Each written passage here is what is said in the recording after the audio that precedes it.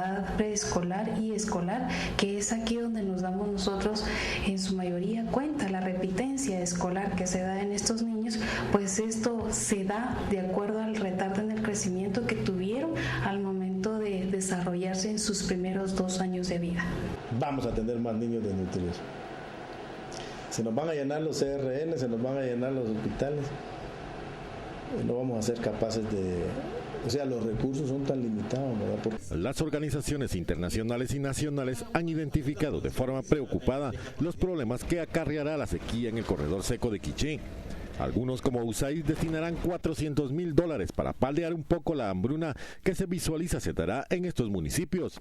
Contrastante con las autoridades municipales como la de San Pedro Jocopilas, que invertirán 11 millones de quetzales en la construcción de un edificio municipal, olvidándose de que pueden morir personas de hambre al no haber cosechas. De generación de tecnología, de intercambio de experiencias, de buscar mecanismos de cómo la gente pueda cada vez tener mejor tecnología para resguardar sus cosechas. Si empezamos por granos básicos, luego estaríamos hablando de ganadería, porque ahí en esa zona hay mucho ganado. Si tan solo se tuviera un sistema de irrigación.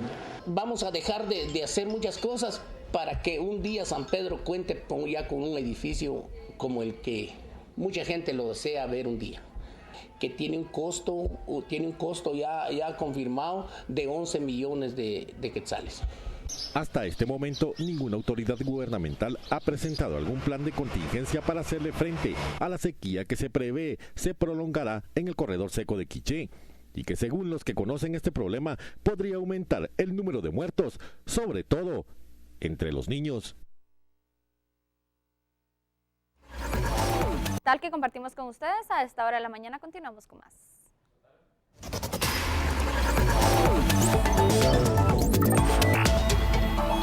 Información extra y fotografías que están compartiendo ya usuarios a través de nuestras redes sociales respecto a la erupción del volcán Santiaguito. Las autoridades permanecen en alerta y también usuarios de las redes sociales están reportando una erupción en el volcán Santiaguito al sur de Xela, desde donde se puede presenciar la fumarola blanca. Durante los últimos días, la Coordinadora Nacional para la Reducción de Desastres ha reportado explosiones moderadas acompañadas de abundante ceniza gris, ya que se mantiene una nueva fase eruptiva con explosiones y flujos piroclásticos. Nubes ardientes también dicen que descienden por las faldas del volcán. Por la dirección del viento y los eventos anteriores existe la probabilidad de la caída fina de partícula de ceniza sobre el Nuevo Palmar, San Felipe, Retaluleu, así como en las aldeas Loma Linda, San Marcos, Montebello, Palajunoj y otras comunidades aledañas a este volcán. La Secretaría Ejecutiva, la CONREDA, a través de la Unidad de Prevención de Volcanes, mantiene el monitoreo y comunicación con líderes comunitarios, autoridades municipales y departamentales ante la actividad que presenta el coloso. Sin embargo, se recomienda a las personas que habitan en las mismas comunidades, cubrir los alimentos, cubrir los recipientes donde se almacena agua y también limpiar los techos de lámina para evitar daños a los pulmones. Esto es parte de la información extra que compartimos con ustedes esta mañana. Muy bien, María René, 7 de la mañana, 25 minutos, rápidamente a las calles. Se mantiene la temperatura en la ciudad capital. Y Alberto Cardona, como todos los días, en otro lugar para llevarnos el reporte. Monitoreando lo que pasa en nuestra Guatemala. Alberto, muy buenos días. Buen día, Alberto, te escuchamos. Adelante. Gracias, compañeros, nuevamente muy buenos días. Pues a 6 sube el número de personas fallecidas que han reportado las fuerzas de seguridad y los cuerpos de socorro luego de la balacera que se registrara este fin de semana en las distintas cuadras y avenidas del centro histórico, específicamente en el área de bares y restaurantes en este sector. Como repito, 6 son las personas que ya reportan los cuerpos de socorro fallecidas en este sector del centro histórico y más de 4 personas gravemente heridas. Hace pocos momentos nos comunicamos con las máximas autoridades de las fuerzas de seguridad y nos han comentado que ya manejan varias hipótesis con relación a este ataque armado que dejara como saldo, como repito, 6 personas fallecidas y también la atención médica de varias personas que a esa hora de la noche salían de los bares y restaurantes y presentaron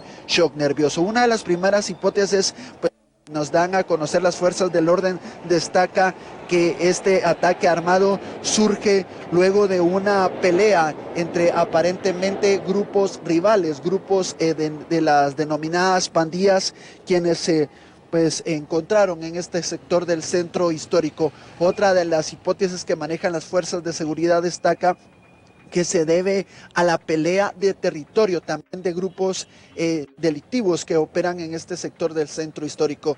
Dentro de las primeras investigaciones que también ya manejan las autoridades de la Policía Nacional Civil y del Ministerio Público, destaca que ya en este sector se han podido observar por medio de las cámaras de videovigilancia las posibles personas responsables de este ataque armado en el centro histórico.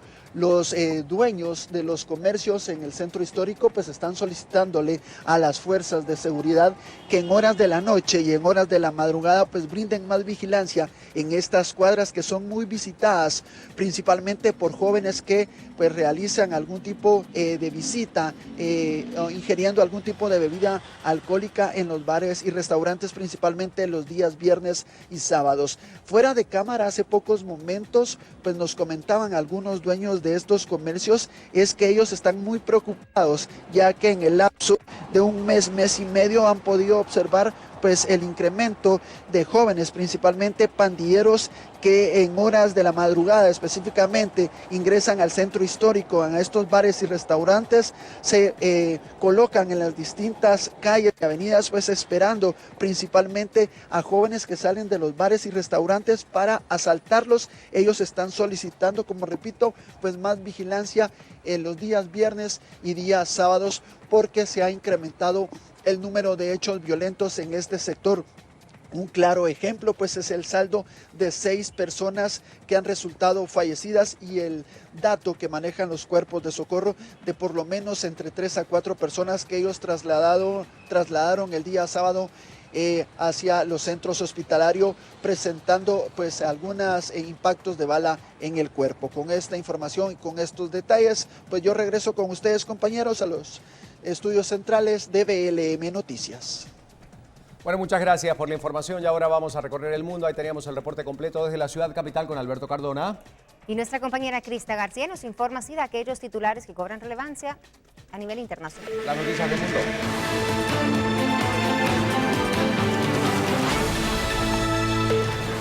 Gracias, compañeros. Seguimos en nuestro recorrido con los diarios internacionales y nos vamos hasta Colombia esta mañana a ver la portada de El Tiempo. Polémica por foros del procurador sobre las tierras. Es uno de los titulares de esta mañana de lunes. Gobierno teme que se quiera hacer política con críticas a la restitución. Hay noticias también de información económica, los paraísos fiscales van a seguir existiendo y por supuesto noticias de política, Perú, Keiko y Kuczynski irán a segunda vuelta, esto en la elección presidencial y los resultados de la primera vuelta. Lo que dice y titula El Tiempo en esta mañana de lunes.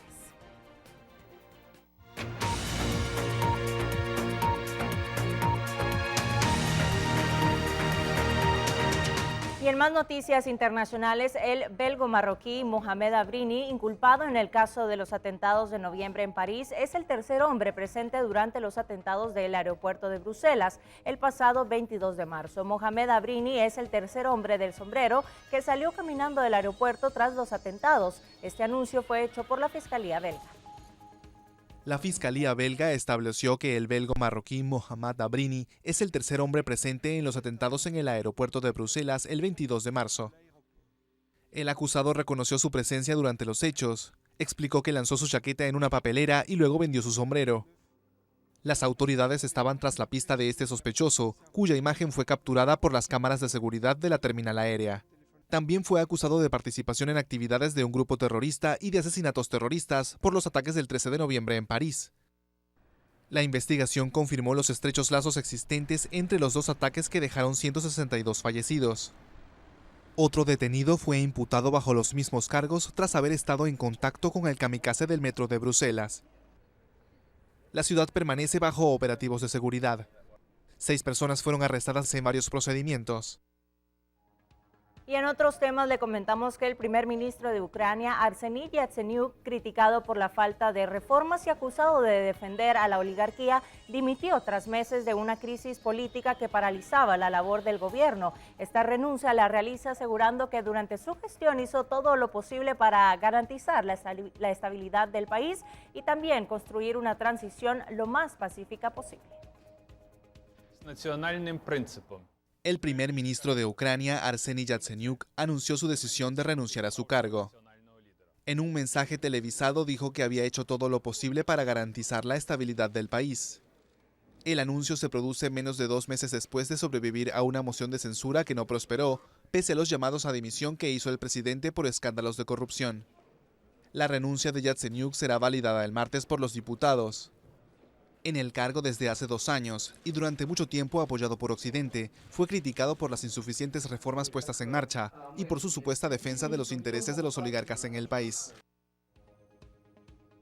Y ahora nos vamos a la India. Más de 100 personas murieron en un incendio que ocurrió luego de que fuegos artificiales mal controlados de un templo del sur originaran que las llamas alcanzaran a los presentes y miles de familias que habían asistido a este evento espiritual. El uso de fuegos artificiales mal controlados provocaron un incendio en un templo al sur de India, al que habían acudido miles de familias. El jefe de gobierno del estado de Kerala presentó un balance de al menos 102 muertos y 280 heridos. El ejército, los bomberos y equipos médicos fueron movilizados para atender la emergencia. Los responsables del templo fueron acusados de haber lanzado la pirotecnia pese a no contar con la autorización necesaria. La catástrofe se produjo en la ciudad costera de Parabur, durante las celebraciones del Año Nuevo Hindú.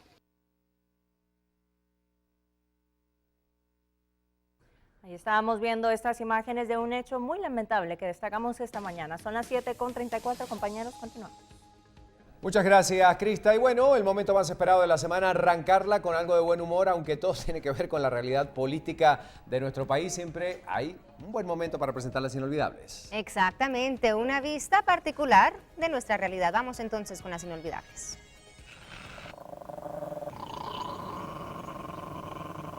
Estamos aquí, sonamos así, ponle play, súbele, ese es el sonido bien prendido de la payasonicumbia. Todo era una broma. Esa es la excusa del momento. El argumento más idóneo. La respuesta más adecuada. Todo cabe allí. Es que nada es cierto. Todo depende del cristal con que se mire. Si no, mire lo que pasó durante la semana. Prendido de la payasonicumbia. La diputada Sofía Hernández y familia tiene a toda la marimba trabajando en el área de salud de Huehuetenango. ¿Qué opina del nepotismo que se ha manejado en el Ministerio de Salud, prácticamente de su familia? Pues eso fue en épocas anteriores. El retoño, o sea, Carla Martínez, firmó como doctora. ¿Cuándo no lo era? O sea, yo no firmé ningún documento. ¿Y este documento que yo tengo? Pues no sabría decirle dónde lo sacó usted. Ella dice que no es cierto. Guatecompras dice que sí. Ella dice que Guatecompras no es oficial. Entonces en ese mes se hizo EPS y también trabajó. No sabría decirle cómo está eso. Era una broma de Guatecompras. Mire, pero este es un documento tal vez no oficial, eso sí no es así. Es el portal de Guatecompras. Eso no es así. A la oficina del ministro de Salud llegan los diputados en romería. Dice el ministro que llegan a sugerir contrataciones. El ministro no denunció. Y se ganó él una denuncia. A mí, si me van a señalar que he ido 1 o 2 o 3 veces con el ministro de Salud, están muy equivocados, porque creo que 3 veces es aún poco. De la nada le regresó la memoria a Cabrera. Sí. Mire, yo tengo, no sé si vio... espérame. También tengo que corregir algo. Pero no se recuerda quiénes eran los congresistas pedigüeños. El listado de los diputados con los que usted sostuvo reuniones en su despacho en lo privado, ¿quiénes fueron los que le sugirieron esas recomendaciones? Mire, yo le pido disculpas, fíjese que tengo una memoria muy grande. Sí, y se lo vuelvo a repetir. Ya debería haberme aprendido los nombres, dice usted.